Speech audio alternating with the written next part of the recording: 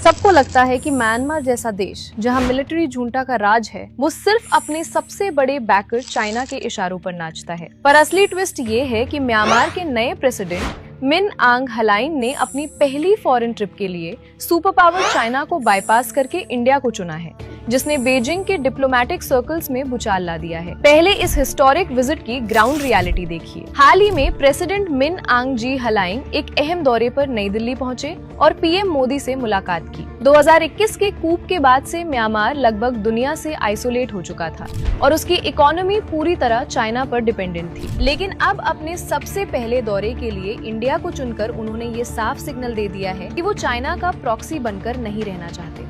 इस मुलाकात में इंडिया की 1643 किलोमीटर लंबी बॉर्डर की सिक्योरिटी और नॉर्थ ईस्ट के रेबल ग्रुप्स के खात्मे पर अहम फैसले हुए हैं। पर अब इस रेड कार्पेट वेलकम के पीछे का असली कूटनीतिक और रियल पॉलिटिक ट्विस्ट देखिए। ये दौरा सिर्फ डिप्लोमेसी का नहीं, बल्कि दुनिया के सबसे valuable resources rare earth minerals की एक बहुत बड़ी जियोपॉलिटिकल गेम है।